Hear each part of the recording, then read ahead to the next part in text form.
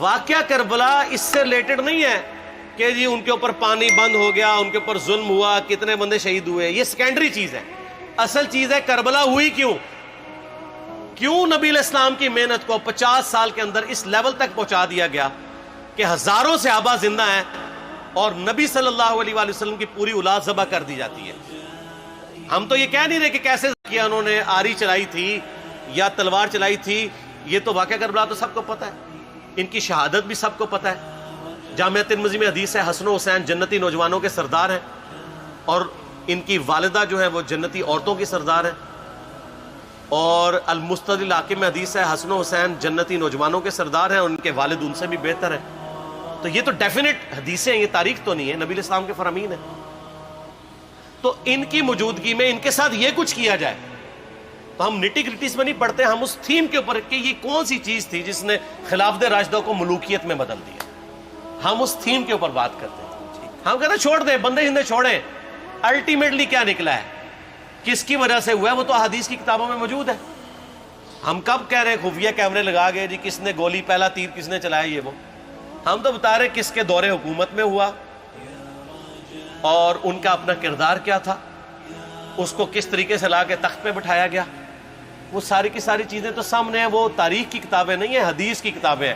اگر آپ کہتے ہیں کہ بخاری مسلم سے ہم نے صرف رفع الیدین کی حدیثیں لینی ہیں یا ایمانیات کی حدیثیں لینی ہیں اور باقی جو بخاری اور مسلم میں آل امیہ کی بدماشیوں کو ننگا کیا گیا ہے وہ ہم نے نہیں لینی ہے، تو سر پھر آپ اپنے آپ کو کلیئر کٹ، پھر ہم آپ سے واقعہ کربلا نہیں ڈسکس کریں گے، حجیت حدیث میں بات کریں گے. آپ کو اپنے آپ کو منکرین حدیث کہنا پڑے گا. یہ آپ اسکروٹنگ کیسے کریں گے؟ اس سے بڑی بات مجھے یہ بتائیں کہ عظمت صحابہ بڑی چیز ہے یا عظمت محمد رسول اللہ صلی اللہ علیہ وآلہ وسلم؟ تو بریلوی یہی تو رونا رو رہے ہیں، وہ کہہ رہے ہیں جی قرآن میں تھوڑی آیات ہیں. آپ پھر مڑ مڑ کے پڑھتے ہیں قل انما انا بشر مثلکم، اس میں تو نبی علیہ السلام کی تنقیص ہو رہی ہے. تو ہم ان کو کیا کہتے ہیں کہ تنقیص مقصد نہیں، نعوذ باللہ، نہ ہو رہی ہے. آپ افضل البشر ہیں لیکن آپ کی سپیشیز بشر ہے، یہ ہم اپنا عقیدہ سمجھتے ہیں، وہ اس کو تنقیص شمار کرتے ہیں.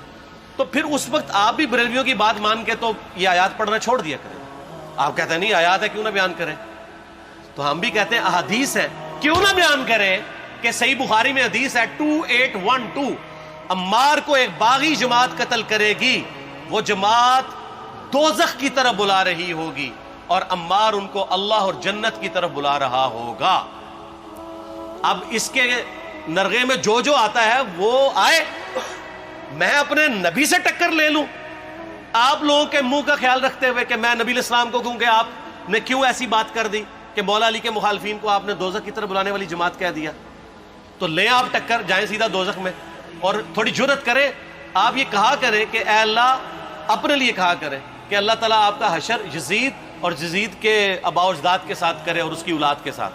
ہم کہتے ہیں کہ اللہ تعالیٰ ہمارا حشر جو ہے وہ مولا حسن حسین، مولا علی علیہم السلام اجمعین اور اہل بیت کے ساتھ کرے، آمین. اور آپ میں تو اتنی جرت نہیں آپ یہ بات بھی کر سکیں کیونکہ ان کو پتہ ہے. تو نبی علیہ السلام کی احادیث کو بیان کرنے کو یہ سمجھتے ہیں کہ جی اس سے مصیبت کھڑی ہو جائے گی، تو اپنے آپ کو منکرین حدیث ڈکلیئر کریں. پھر حجیت حدیث کا مقدمہ ڈسکس ہوگا، پھر کربلا نہیں ڈسکس ہوگی. اور یہ ٹی وی پہ بھی آ کے مولوی بیٹھے ہوتے ہیں، سنیوں کے بھی شیعوں کے بھی، مڑ مڑ کے جی وہ یزید نے یہ کر دیا. وہ یزید نے کیا کیا ہے یار؟ وہ تو سسٹم کا نمائندہ بن کے آیا جو پیچھے سے خراب تھا. یزید کو لے کے بیٹھے ہیں، یزید یزید یزید یزید. بھائی پیچھے سے معاملہ خراب ہوا. اگر نہیں یقین آتا تو یہ بخاری مسلم کی میں نے آلموسٹ 200 سے زیادہ احادیث مین اسٹریم کی کتابوں سے اکثر بخاری مسلم جمع کیے پڑھے. اور سر میں نے تو ان کو چیلنج دیا ہے، یہ حدیثیں پڑھ کے نا اپنے ممبروں سے صرف ان حدیثوں کی تشریح اپنی پبلک کے سامنے کر دیں. نہیں کر سکتے تو وہ لعنت کے مستحق تو ہو رہے ہیں حق چھپا کے، اور قیامت دن کے منہ پہ لگام ڈالی. اور پھر مڑ مڑ کے کہتے ہیں نہیں جی وہ کچھ چیزیں خاص ہوتی ہیں وہ عوام الناس کے سامنے نہیں کرنی چاہیے. وہ صحابہ کرام بھی بعض کا ایسی باتیں پبلکلی نہیں کرتے تھے. میں نے اس کے اوپر بڑا ایک میرا کلپ ہے یوٹیوب پہ، مولا علی سے متعلق 5 جھوٹ. تو میں نے کافی ساری چیزیں اس میں ڈسکس کی ہیں. لیکن میں یہ کہتا ہوں کہ اللہ کے بندو، جو چیزیں نبی علیہ السلام نے منع کی ہیں بیان کرنے سے وہ تو ہم ڈسکس کر بھی نہیں رہے. میں نے آج تک آپ کو منافقین کے نام بتائے؟ آپ نے حذیفہ ابن یمان کو بتائے تھے نا آپ صلی اللہ علیہ وآلہ وسلم نے؟ صحیح بخاری میں آتا ہے. تو میں نے آپ کو بتایا، آپ رازدار رسول تھے، وہ ختم ہوگی بات. میں نے کبھی ڈسکس کی ہے؟ اگرچہ میں نے صحیح مسلم کی حدیث 7035 نمبر ڈسکس کی ہے کہ نبی علیہ السلام نے فرمایا میرے صحابہ میں 12 منافق ہیں، وہ کبھی بھی جنت میں داخل نہیں ہوں گے یہاں تک کہ سوئی کی ناکے سے اونٹ نہ گزر جائے، اور ان میں سے 8 ایسا ہے جس کی کمر پہ دوبیلا پھوڑا نکلے گا. میں نے آج تک آپ کو بتایا کہ کس کس کی کمر پہ دوبیلا پھوڑا نکلا اور اس کی موت اسی پھوڑے میں ہوئی ہے؟ بتایا؟ تو میں تو وہ چیزیں ڈسکس بھی نہیں کر رہا، میں وہ چیزیں ڈسکس کر رہا ہوں جو نبی علیہ السلام نے علامات النبوہ میں بتائی ہیں. یہ امام بخاری حدیث نبوت کی دلیل کے چیپٹر میں لے کے آئے ہیں، اور امام بہقی نے 3500 احادیث پر مشتمل ایک کتاب لکھی ہے دلائل النبوہ، کہ ہم نبی صلی اللہ علیہ وسلم کو نبی کیوں مانتے ہیں، اس کے اوپر.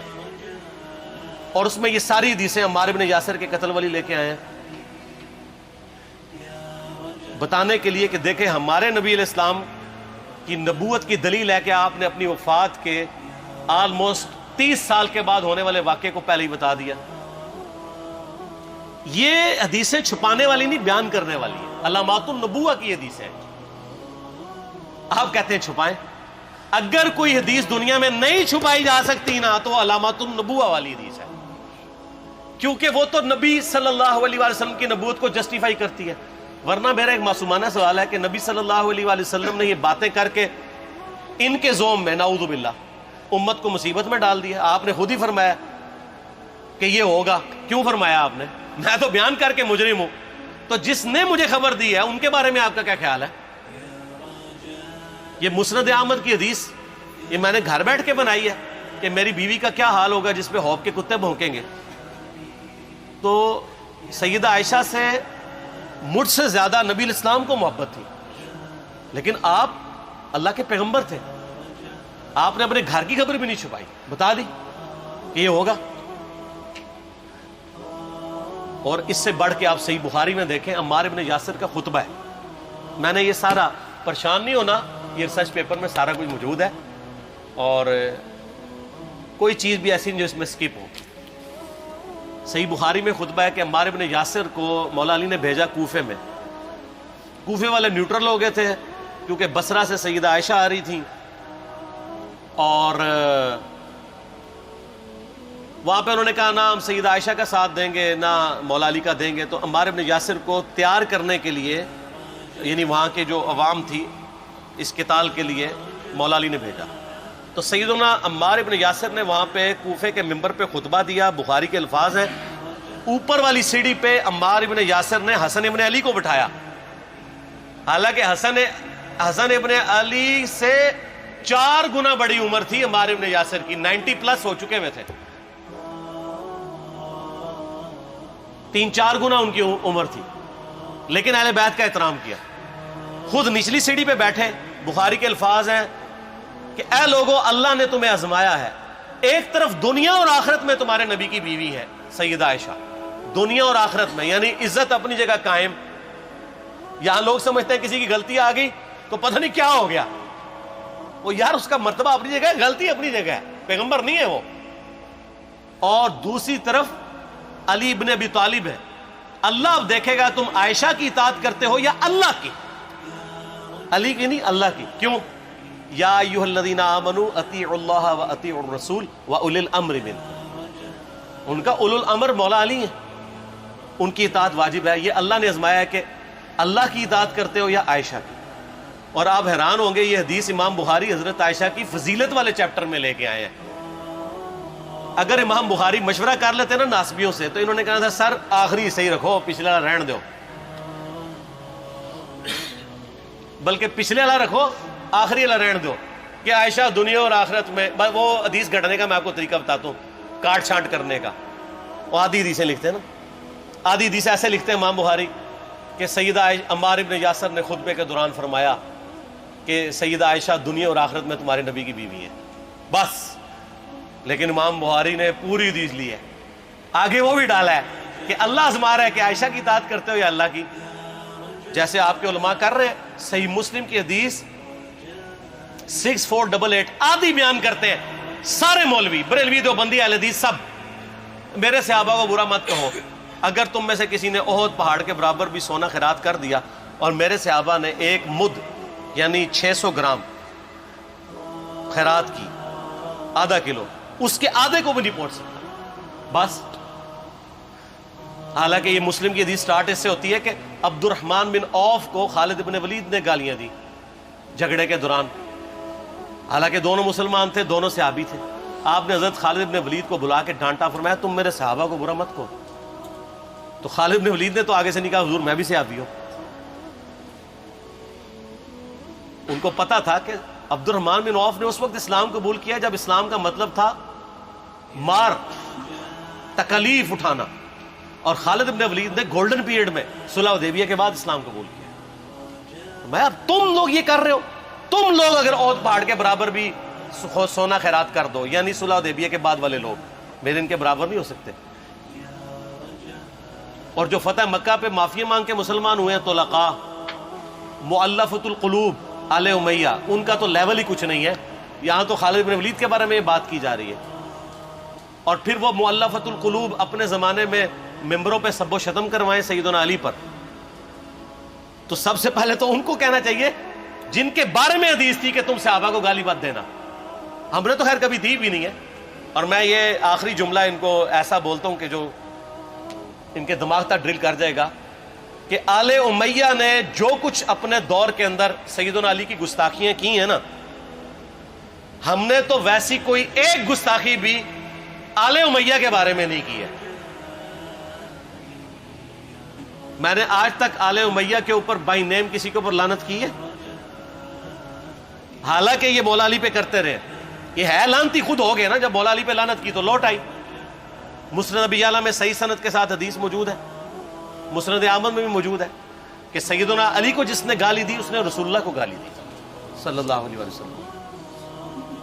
جب ام سلمہ نے کہا تھا، شیخ زبیر صاحب نے اس کو تحکیم میں صحیح لکھا ہوا ہے فوٹ نوٹ کے اوپر، کہ لوگوں تمہارے ممبروں پر رسول اللہ کو گالیاں دی جاتی ہیں، تو انہوں نے کہا معاذ اللہ، ہم کب کہیں گے، ایسا نہیں ہو سکتا۔ تو ام سلمہ نے کہا تم لوگ علی اور اس سے محبت کرنے والوں پہ گالی گلوچ نہیں کرتے ہو کیا؟ جبکہ میں نبی کی بیوی کہتی ہوں کہ سب سے زیادہ رسول اللہ سے محبت، سیدنا علی سے محبت نبی صلی اللہ علیہ وآلہ وسلم کرتے تھے۔ لہٰذا جب یہ تم کہتے ہو نا علی پر لعنت، علی سے محبت کرنے والوں پہ لعنت، تو یہ لعنت تو تم نبی علیہ السلام تک لے کے جا رہے ہو نعوذ باللہ، کیونکہ علی سے محبت کرنے والا پہلے نمبر پہ نبی صلی اللہ علیہ وآلہ وسلم ہے۔ اور پھر کہتے ہیں سب کا مطلب تنقید ہے، اور نہ پرانیاں گلاں، پرانے بابے، پرانے بزرگ، جھوٹے ہو۔ صحیح مسلم کھولو 6229 غدیر خم سے اگلی حدیث، لعن اللہ ابا التراب کے الفاظ ہیں، مٹی والے ابن ابی طالب پر لعنت، یہ الفاظ موجود ہیں۔ سب کا ترجمہ لعنت ہی ہے، تنقید نہیں ہے۔ اچھا پھر میرا معصومانہ سوال ہے کہ اس کا مطلب ہے صحابہ پہ تنقید کرنا اچھا کام ہے؟ کہیں گے نہیں۔ تو بتاؤ یہ برا کام کون کرتا تھا؟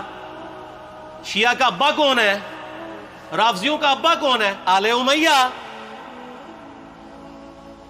تو لہذا شیعہ نو میں کہنا کہ تسی شیخین کے اوپر بکواس اور تبرہ کرنے کی بجائے نا اب لوگوں کو حقائق بتائیں کہ ٹوٹی کمند کہاں۔ یہ سب مجرمین آل امیہ ہے، اور یہ آل امیہ اور بنو ہاشم کی لڑائیاں نبی علیہ السلام کی بعثت سے پہلے چل رہی تھی، صدیوں سے چل رہی تھی۔ وہ تو پھر اللہ نے بنو ہاشم کو نبوت کے لیے چنا تو ان کو یہ پھر جیلسی ہضم نہیں ہوئی، وہ چیز آگے چلتی تھی۔ خیر چھوڑ دیں، ایک تلخ ٹاپک ہے۔ صلاۃ بر محمد و آل محمد، اللہم صلی علی محمد و علی آل محمد۔ ٹھیک ہو؟